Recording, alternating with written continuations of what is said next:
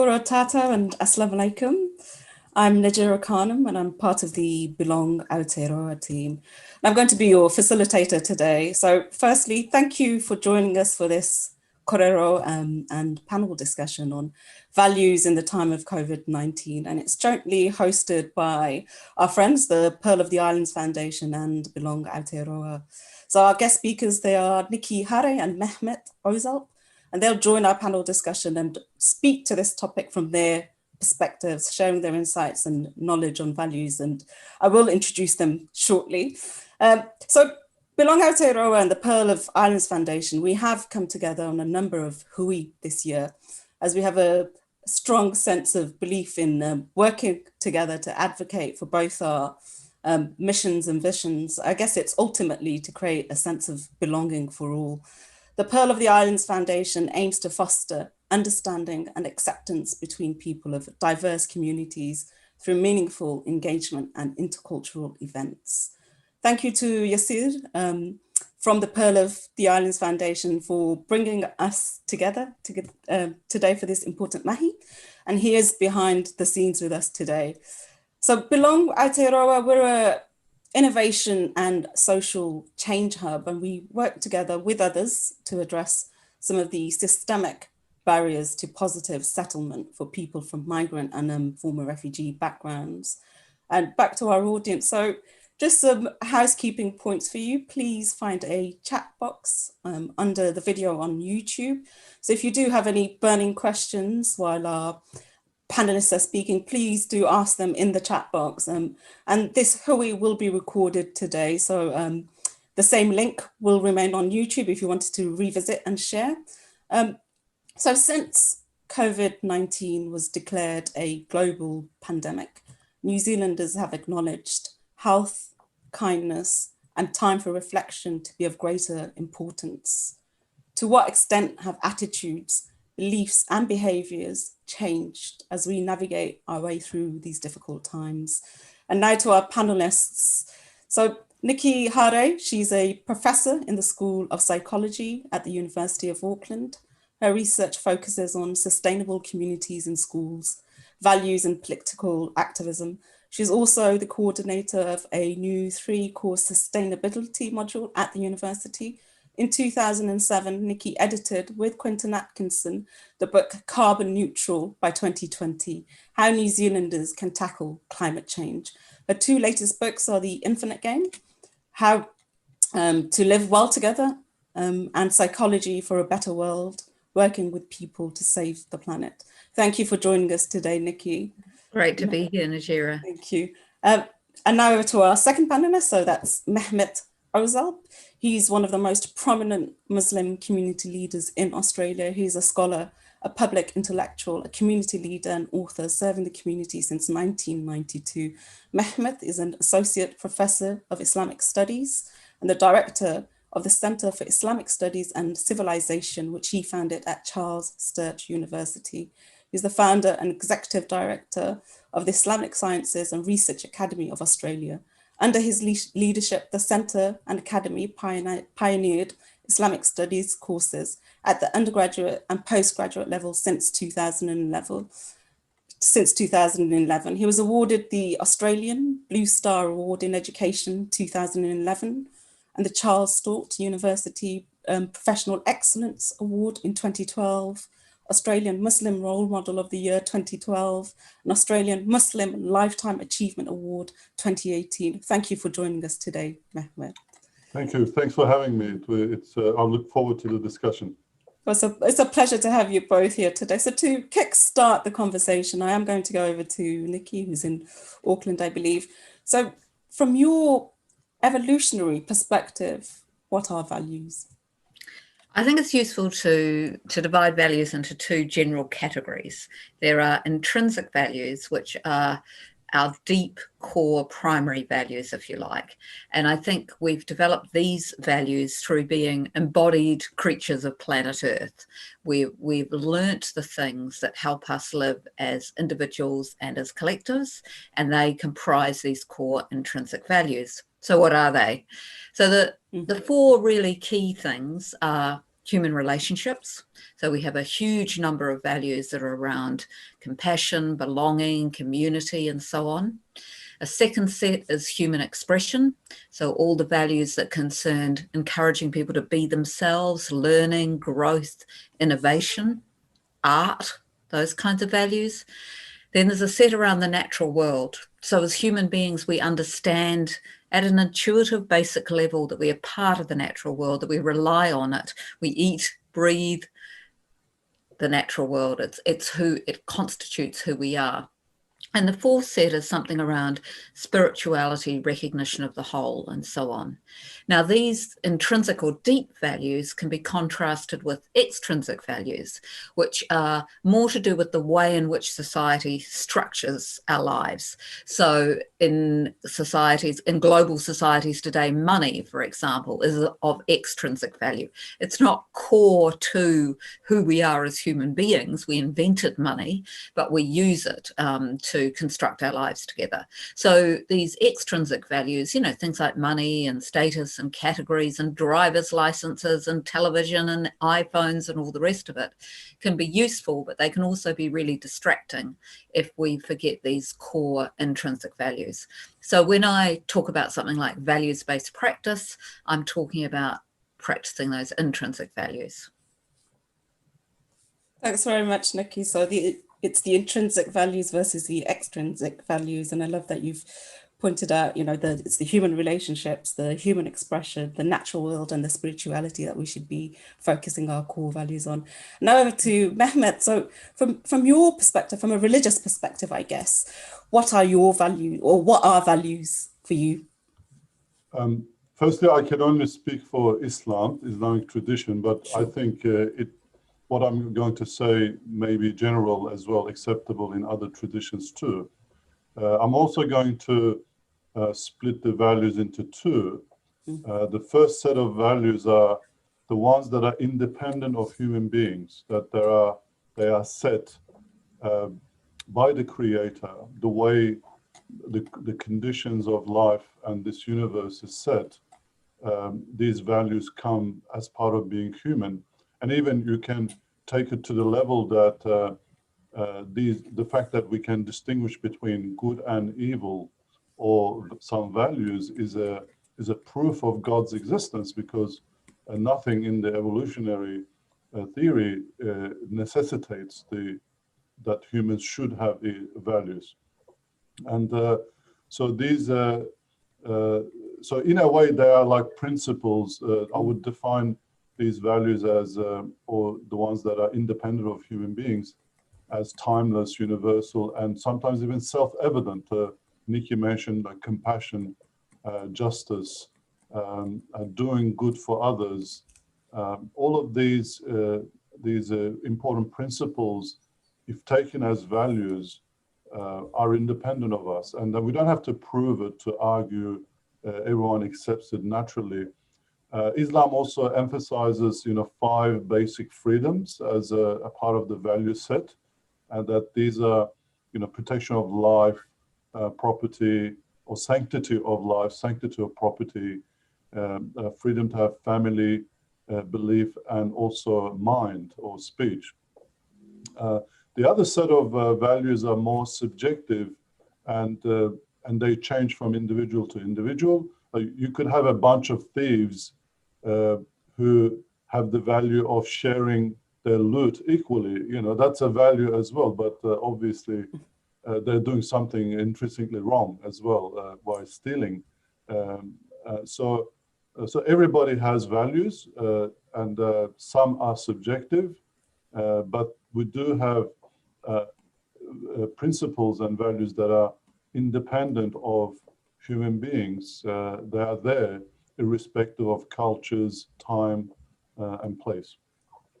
Thank you, Mehmet. So that's your point around being principles that are timeless and universal. So very interesting points. And I like that you both split that. So we had, intrinsic versus extrinsic and good versus evil, which takes us nicely onto the next question. And I think Niki touched on this very briefly when you were explaining what values are. So what role do values play in creating a sense of belonging for all? And I was thinking about some of the communities that Belong Aotearoa works with, and I'm sure the Pearl of Islands too. It's including people from migrant and former refugee backgrounds in that context. Well, I think, belonging is one of the four really key quadrants or values quadrants in which I think we operate, and in which I think as human beings we understand. Mehmet was talking about these coming from a creator. I think they come from our sort of experience and our learning, but we probably still are talking about really similar actions and approaches and so on, with that idea of accepting a human being for who they are as being a sort of key values practice. And so one of the interesting things about this is that if you listen to, hear, understand and embrace people for who they are, what you get is a combination of both diversity and collectivity. Because in a way, the ultimate collective in which people really feel that they are part of this has to allow people to express themselves, or else we're talking about a sort of oppressive conformity. So in a way, this idea of living well together, what that takes is this multiple people, multiple cultures bringing what they have to offer, and all of that flourishing, but also really importantly an understanding of something core, fundamental that we share, and having conversations about what that is and how we can work together. Because in countries like Aotearoa, we have to have laws that we all follow, institutions that we all agree to, and so on. Thank you, Niki. I'd like to pose the same question to you, Mehmet. Sure. I think in this world in which we live in, people are in two camps in respect to refugees, multiculturalism, migration. The first set of people look at this issue from an ideology-centric approach. It's not a value-centric approach.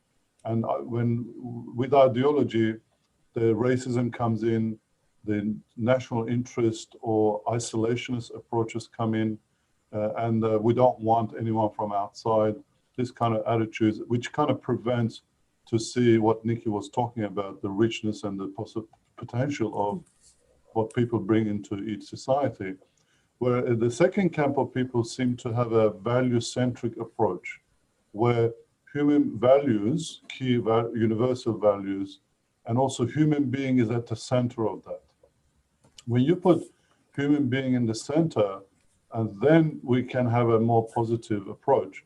And I'd like to quote a verse from the Quran in this respect, chapter 49, verse 13, which says, "O humanity, we have created you from a single male and female, and then split you into nations and tribes, so that you may get to know one another. The best amongst you are the ones who are best in righteousness."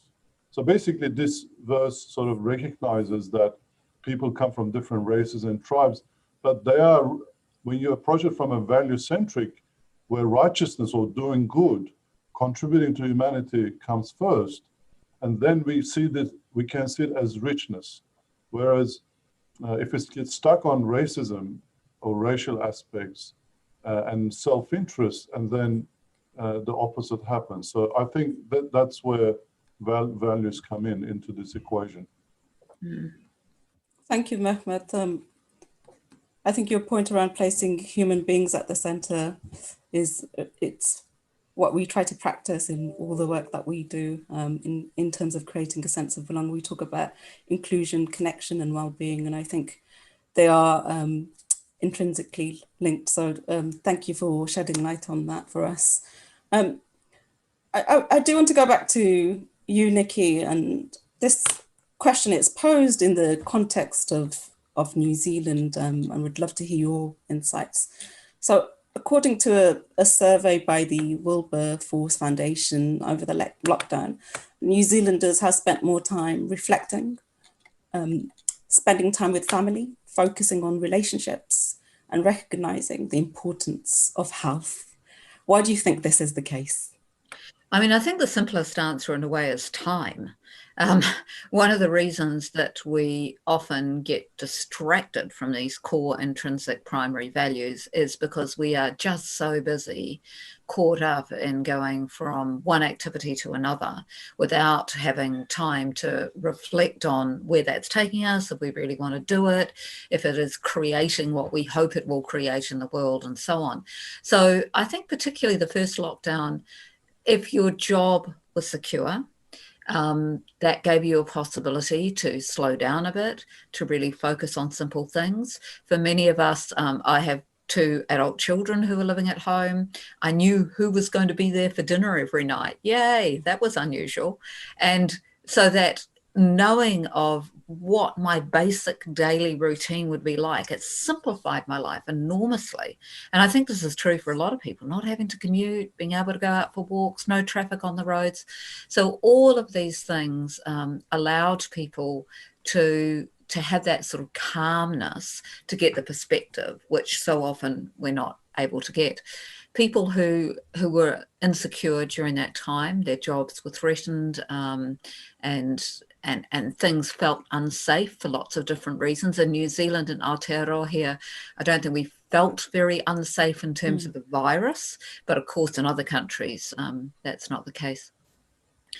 Even so, this was a time, a break to look at that. So you couldn't really easily apply for new jobs, or you weren't expected to be getting on with your life in that sense. So you could, if this did bring threats and things like redundancies, it also provided a bit of space before you had to act on those. It would be so nice if we could get back some of that atmosphere. I agree, Niki. I think there was definitely a sense of simplifying life, and that there was a feeling of calmness during this time, and gave us scope to focus on those, spending time with family and relationships and thinking about our health. So we were looking inwards a lot more. Mehmet, I know you're not in New Zealand and you are in Australia, but from an Australian perspective, looking at New Zealand, looking at Aotearoa, what would be your thoughts around that question? Sure. Well, Australia was in the same boat, or is still in the same boat. Yes, I could comment on that. Well, I'll mention 2 things. The first thing is that we could imagine human beings, or each one of us, as, and around our lives, we have concentric circles. The first circle is, in the first circle, we've got our, we have to eat to survive. We've got our, emotional state of well-being, spiritual well-being, and so on. That it's in the core of every human being. Then the next circle is our immediate family. Then another circle around that is our community, then the country in which we live in, and then humanity. You could even add the universe in that. So it's like an onion ring. You've got these concentric circles around each one of us. So what coronavirus or this pandemic did was to strip away the outer layers. So we are left with just those inner, most important core aspects. So it was only natural that we would focus on those introspection and reflection and so on. Maybe even our families, sometimes lack of families, if you did not have any, and that caused a lot of anxiety as well. So this is the phenomena also observed with people in prisons. They also become more introspective and religious. That's the first thing. And the second thing, I think, was because of fear. There was obviously we were cut from the world, but still pandemic going on. We don't know how whether it will come to us and how it's going to affect the economies and our livelihood. So it's a combination of both, and our access to the world was cut, and then we are forced to be to think of our inner world, and secondly, a bit of a fear and anxiety as to how the world is changing, I would say that's the main driver. Thank you. There's definitely lots of time for introspection, and you're right. You were. Obviously, Australia was experiencing the pandemic, and it was global. And we hope people had the opportunity to focus on some of the good values, because I know during the pandemic, some of the inequities and the inequalities were also highlighted in society, and perhaps some of the lack of access to family, or a sense of inclusion or belonging. So I guess the next question I did want to ask, and I'm going to put this back to you, Mehmet. So particularly from a religious perspective or Islamic perspective. So more than 1 in 3 New Zealanders have spent more time praying. There may have been similar developments in Australia. How do you explain this? Well, I haven't heard that statistic. I guess there was probably, it's based on some online poll. I'll go back to the previous, my previous answer. I think the fear and anxiety of what people were feeling in terms of their health, lives, and livelihood, which are really core concerns at the center of our lives. And then also we are locked down, so we are forced to think about these. We cannot have any distractions. And who do you turn to? And this is when religious people turn to God, when they feel powerless to do anything.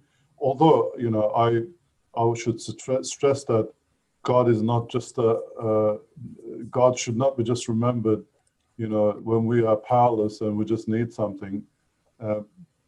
But I think human beings are intrinsically weak.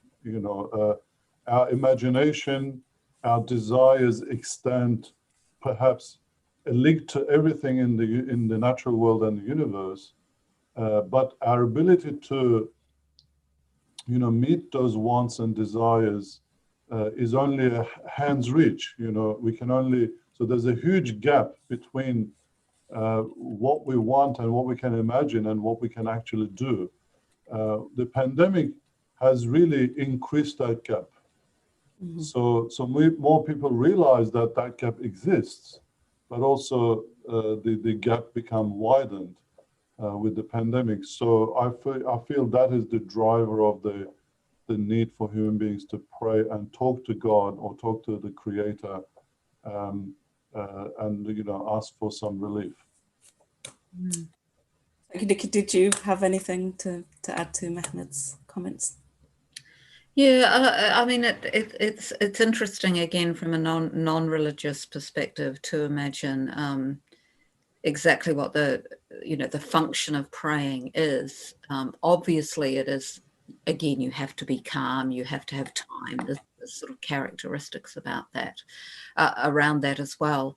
The idea of turning outward, turning towards a greater authority when you are in times and feeling powerless also makes a lot of sense to me. Thank you. So, having, I guess, to alleviate some of our fear and access to the world, and to alleviate that powerlessness, people have turned to praying, it's what I'm hearing from you both. Right, so thank you for that. Which leads nicely to our next question. We're flying through these questions. There are some questions from the audience too, which we'll get to. So audience, please do continue to put your questions under the YouTube video. We will answer these when we have some time at the end of this discussion. So our next question is, values are sometimes suggested as being absent in people. First question is, do you agree with this? Or has the significance of values increased over the pandemic? And I'll give this one to Mehmet, and we'll pass it back to you, Niki. Well, I don't think values are ever absent in people. They always, we cannot live without having some values. So we must have something. So the key question is whether those values are those subjective ones that I talked about earlier, or that they are based on more universal and timeless values that based on human beings. And I think in times of crisis, it's that universality is really comes out and really saves the day. Anything subjective is based on around the analysis of pros and cons. What's in it for me kind of analysis. And when we have uncertainty, you cannot calculate pros and cons, and we may make decisions that may cause regret down the line. So it's really essential that we make, in times of crisis, especially like the pandemic, we make decisions based on universal and timeless principles or values that I emphasized. And then when we do that, we feel this comfort inside that we are doing the right thing. I personally ask myself the question, whenever I am in a crisis mode where I can see pros and cons in many places, and I'm not sure, I always ask myself, what is the right thing to do? And when I do that, the answer comes sometimes crystal clear, because what is the right thing to do question removes our subjectivity from the values and hinges us in the universal, the first type of values I mentioned. And I think sometimes we need to ask that question as individually, but sometimes as a nation, what is the right thing to do? Mm. Mm. So Niki, like to hear from you, your response. I mean, I very much agree with what Mehmet started that, his response with, that values are never absent. And I'd go even further and say, these intrinsic primary universal values are also actually never absent. So I think of it more that they can sometimes be obscured or be more difficult to access or find. And I think this is true both on the personal level, so inside us, and also true on the community and national level. So as individuals, we can sometimes, in a sense, be distracted from these, sometimes just by things like busyness, but sometimes by deliberate social processes that distract us. So you go to a shopping mall, you're surrounded by all this stuff, you've got some money, you buy things that you don't need, are made by people in really poor working conditions and so on. So in a sense, that's a whole system distracting us from what, as Mehmet says, is the right thing to do. So I think it's also important to emphasize that every culture holds every value. And this also fits with what Mehmet's saying about these non-subjective values that are coming from elsewhere. I think they still come from human beings, but I think they don't come from this or that really specific culture. They come from us being, creatures of this planet and knowing at some level how to live on this planet, having those seeds, if you like, within us. And so cultures always manage in ways that are only partially right or partially useful. And when environmental things change, or when new people move in or move out, or all of those different things, every culture struggles to regroup itself and again live sustainably in the environment that it's in. So to me, this core question is not whether values are ever absent. No, they're not. But are they facilitated in coming to the forefront instead of being kind of tucked away inside you? And I can't resist, because Mehmet was talking about what he does when he's in a total dilemma about what to do, and there's all these pros and cons, and you've made your to-do, your list with good things, bad things, all of that, and you still don't know what to do. For me, I sometimes think that all I try and do some days is not destroy things, like not damage relationships, not go backwards, because sometimes you really cannot go forward. You actually sort of can't make a decision. But I think you can always just remember the really basic things around courtesy, respect, trying to look after your health and your body and so on. Thank you, Niki. Really value the points around courtesy and respect. There should be intrinsic values. I like the point that you said, we cannot live without having values. So, that whole point around values are actually never really absent. Maybe we're more distracted by what's going on. Thanks. Those were some great responses from you both there. So I'll move on to our next question. So, and this again, we're going to talk about in the New Zealand context, and would love to hear your views from the both of you. So the whole country, New Zealand, came together following the horrific March 15th terrorist attacks, which showcased the love, the aroha and compassion of people under the leadership of our Prime Minister, Jacinda Ardern. And we all know this was a horrific incident. And again, it's a two-part question. Would love to hear your thoughts. How can people demonstrate their values on a day-to-day basis without the occurrence of a significant event? And where does this responsibility lie? And Niki, you're nodding your head there, so I'll pass. Okay. I'll pass this on to you. Yeah. Okay. I mean, the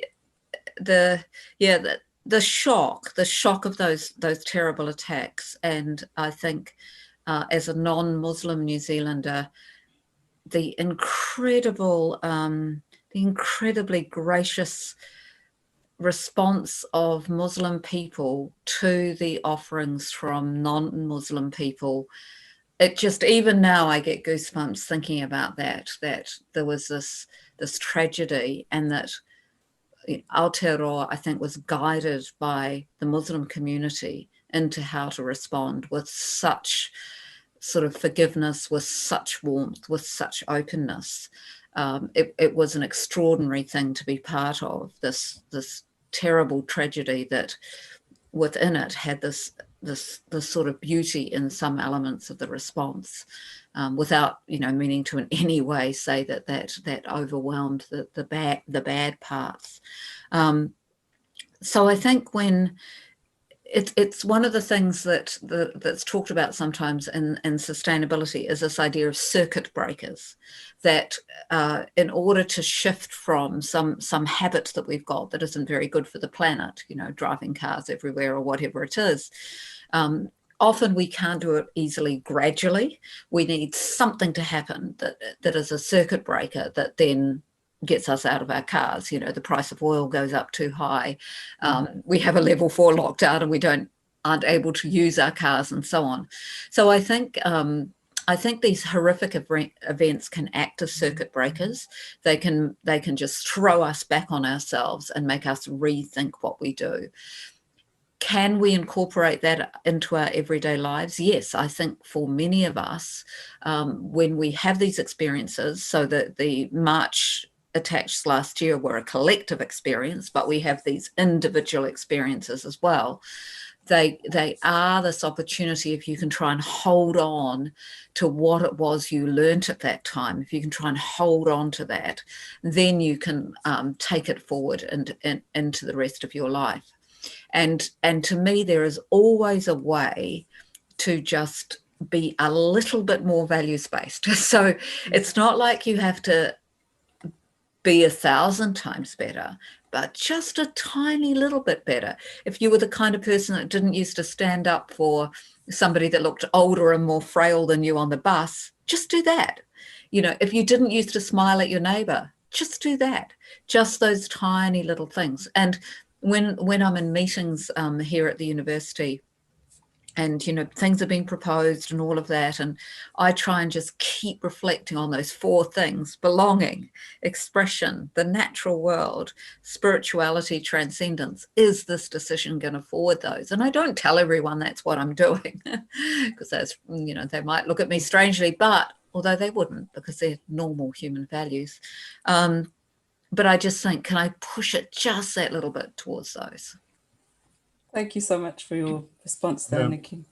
If I comment on the same question, maybe in 2 ways. The first one is that I think significant events in our lives as individuals or in lives of societies are important events or litmus tests to show us who we are and what we're made of. We do need these kind of events to really test our resolve and whether we can stick to the values or not. So I think it's very important. It's one of essential plot lines in basically all Hollywood movies where someone ordinary, otherwise they're going about their lives, and then something happens, they are tested, and they have to rise above and go beyond their limitation and unleash the potential within. So I think these significant events play that kind of role, which forces us to rise above ourselves and the occasion, and really see whether we are made up of good material or not. It's an essential part of human condition on Earth. The second aspect that I can say is that obviously these significant events don't happen all the time, and so in our otherwise normal lives, I feel that we shouldn't compromise on our important values. We need to know what our values are, and we should not compromise. Like for me, for example, in my professional life, not cutting corners is an important principle, important thing for me. I don't like cutting corners myself in what I do, and I advise people not to do the same. But one day I realized when I was going from home to the train station to go to work some years ago, I was walking through a lawn and I was cutting the corner and I was passing through the lawn. I said, hey, what am I doing? I'm cutting the corner here. And I shouldn't be doing that, because when we make little compromises, we lose the way along that. And then we find after a while that we are really making huge compromises, and then we no longer hold that value. So it's like brushing the teeth. I feel that the values have to be practiced every day.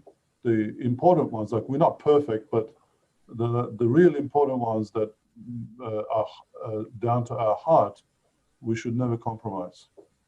Thank you, Mehmet. I guess I saw a couple of strands there around, significant events that they are needed to test our resolve, and there's that piece around the collective experience. However, we need to hold on to what we've learned from these significant events. And that's where the whole piece around don't compromise our values. So I guess that question around where does the responsibility lie, and I'm hearing it from you both, it's the individual, and they need to be practiced daily, those good intrinsic values. So thank you for your responses there. Sorry, Mehmet, you looked like you were about to say something. Well, maybe we could add on that responsibility question that Sure. The responsibility is in line with the power and opportunity that we have.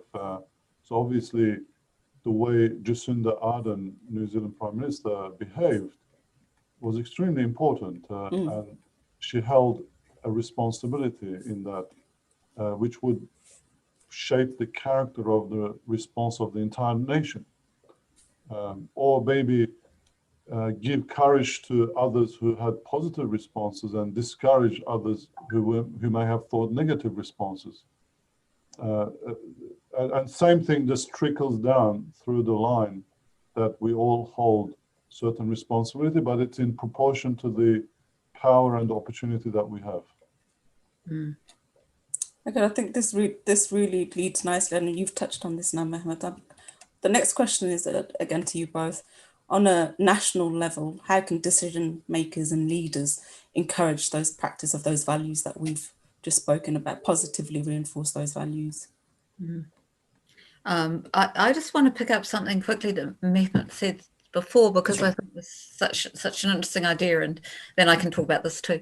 But it's this idea of not cutting corners. I think that's such an interesting idea, because I know that is part of discipline, isn't it? That's part of the disciplined part of values. So although it doesn't matter whether you actually walk across that lawn or not, it doesn't matter whether you made the effort to say hello to your colleague that's just arrived at work, who wouldn't know that you noticed.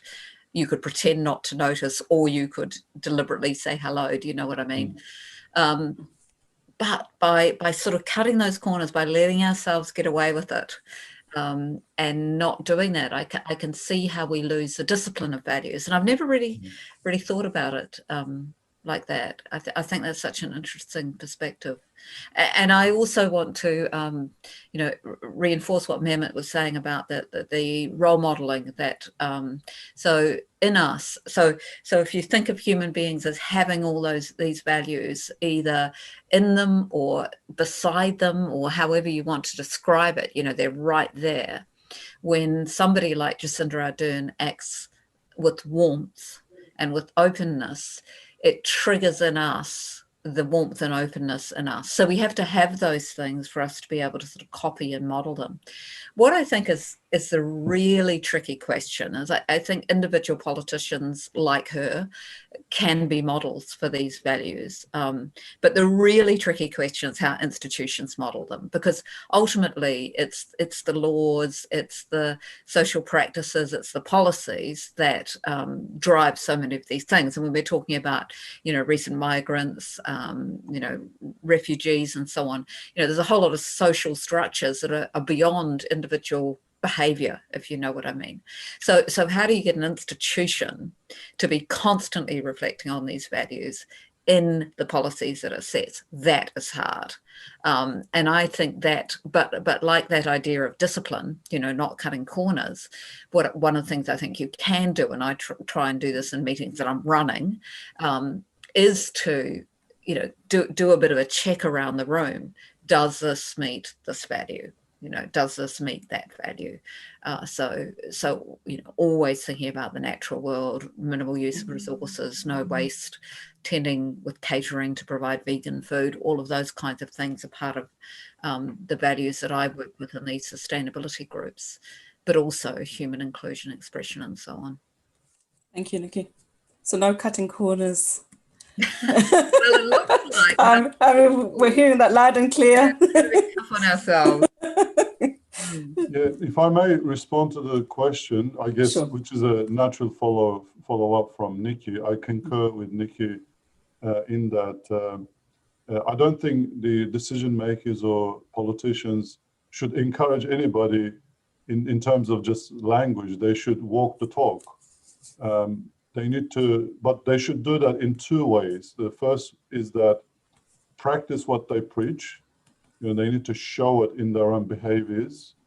And then secondly, it should not be just in, slogan or some rhetoric. They need to put it in on the practice of policy. It needs to follow on into laws and policies. Otherwise, it has no effect. It'll be nice to hear from a politician nice words, but without the policy follow-up, they mean nothing. And it almost means deception, to be honest. Thanks, Mehmet. I think walking the talk, practicing what they preach are pretty simple asks, really. So thanks for summarising that for us. I am just aware of time, just to give you a heads up, we are having some questions come through from the audience, and we'll have some time to answer those shortly. However, we do just have a couple more questions for you, Niki and Mehmet. So we've talked about a national level, and we want to go back to you as individuals. So if you had to choose, what would be your top 3 values to practice daily? And we'd love to hear why. Okay, if I might go first, I would say for me, the 3 ones are easy pick. The first one is sincerity. Sincerity is very important in Islam. They are from the intentions all the way to being authentic from what we appear inside and outside. So I really cherish that really strongly. And when I find that authenticity, it makes me happy, and then I feel, good about myself. That's number 1. Number 2 is to always find a way to contribute to the lives of others, whether at work, my community work, with my intellectual work. It's all about contributing to the lives of others. And maybe thirdly, that I grow as a process myself. In whatever I do, it needs to give me a growth opportunity again, that makes me happy when I find that. I would say that those are the three main drivers for me, or key values that I have. Thank you, Mehmet. Sincerity, contribution and growth, your top three. And over to you, Niki. I almost want to say what he said, but I'll try and put it in my own words. We got the questions in advance, and I started preparing on this one. And I must have got distracted, my busy life, so I panicked when you asked. But yeah, for me, there's something about nurturing all of life. That sense that there's so many human beings, but also natural, animals, plants, all trying to grow, trying to be, and as much as possible, trying to nurture that, trying not to put people down, trying not to overlook people, trying to encourage people to be their best. And I don't just mean be their best in a kind of talented way. I mean, be good, be contributing, but also be creative and innovative. So there's something really outward focused in that way. And also for myself, it really is what Mehmet said, this idea of integrity, of being transparent in myself, of really trying to practice what I preach, of discernment, that idea of thinking really carefully about the effect of what I do, and self-reflection. Can you make 3 out of that, Najira? I've got 4. I have integrity, integrity, transparency, and discernment. But we can put self-reflection in there as well. Thanks so much, Niki and Mehmet. And now to our final question, from me for this evening, and we'll go over to the audience question shortly. How can we maintain we're all in this together feeling post COVID-19? And we have heard this a lot over the last 10 months or 9 months. So how do we maintain the work? We are all in this together. I'll comment really quickly on an important distinction between helping and sharing. So, and this has come out of the literature on developmental psychology. So helping is when we assist another person, but without cost to ourselves, or without significant cost to ourselves. So, we might bake a cake for the neighbour's baby, stand up for the older person on the bus, be kind to a colleague at work. It's wonderful stuff, but it is helping. What I think we need to move to is sharing. Because what sharing is giving up some of what we have, the material goods we have, the excess wealth we have, maybe giving up some of our work, the income that we earn and the work that we have if we're overworking, so that these things are shared more evenly. And I think we need to move towards a society in which there is much more equality, not just equity actually, but equality of material well-being, and the recognition that if I've ended up with this excess wealth as a result of this pandemic, please take it from me. I'd like to give it back and have it be redistributed. So that's how I think we move forward. And it goes to what I think we've been touching on throughout this conversation. You can't just do the nice words. You have to actually live a life which is giving other people what they need. Thank you, Niki. So move from equity to equality. Mehmet, I'd love to hear your thoughts. Well, it depends on what we mean by we. Like when we say we're all in this together, I feel that we has to be, the net has to be thrown as wide as possible. We should include the environment, all of humanity, the whole world. People who come from different backgrounds and races. So if we limit that we're not going to learn much from this. But at the same time, we should also recognize that individuals do have different experiences of this pandemic, and like not everyone's the same. So we need to be sensitive to their journey and their experiences. So that's also important. Thank you, Mehmet. So no limitations on the we need to cast that net a lot wider. Mehmet, and now we're going to go to the questions from our wonderful audience today. And I think this question is for Mehmet. So it's, has a disease or the coronavirus changed what it means to live a virtuous life? For me, or well, individually, it hasn't. I personally see it as another challenge for me personally and for us. But definitely, it's shown that the whole humanity and whole societies are vulnerable and fragile. So we do need virtue more than ever. Yeah. Thank you, Mehmet. There is a need for virtue. I hope that answers the audience question. Nick, I'll pose this question to you from the audience. So what are the factors that influence the process of dissociation of our values from the beingness of being as part of humanity? Why have we forgotten to smile spontaneously to our neighbours? Yeah, that process of disassociation is actually a really good way of putting it. I think what happens, so children learn, I was referring before to sharing, children learn to share. They learn that if one of them, if there's 6 kids, they're given 6 lollies, 1 each, they get that, they learn that. And because they've got simple little communities between them that are very sort of spontaneous, if you like. And so when human beings are spontaneously organising themselves, they're very cooperative, very gregarious, and really kind, actually. So what happens is that as we get older, these external pressures, these extrinsic pressures from society and how it's structured start to become part of who we are. Schools are incredibly competitive. Secondary schools, we have prize givings every year, we grade kids, we rank kids. Oh my goodness. So you can see how that spontaneous sharing is starting to get eroded with the message that you better look after yourself because only some people can be winners.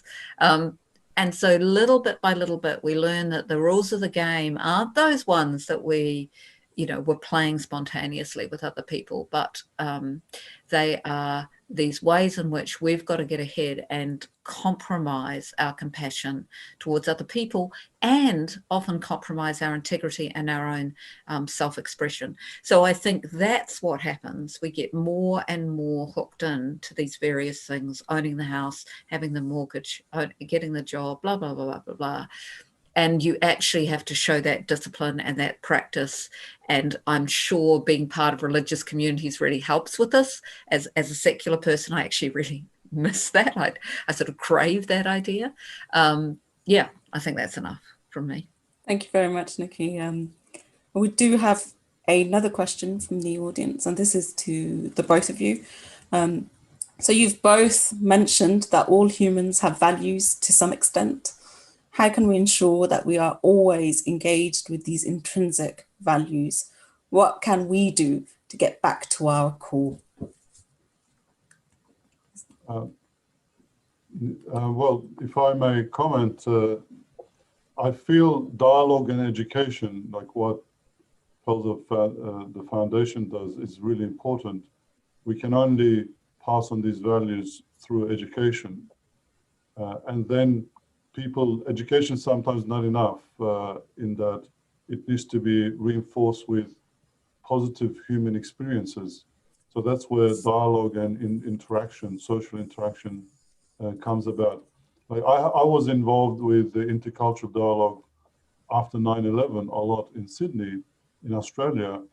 And I've witnessed many times that just human contact, 1 hour, 2 hours of meeting with people of different backgrounds thoroughly change people's perspectives on one another. And so I really encourage, or I feel those human interactions are very important. And maybe that's what we lack the most with this coronavirus, that human need to touch with others in real life is missing. And we really cherish that.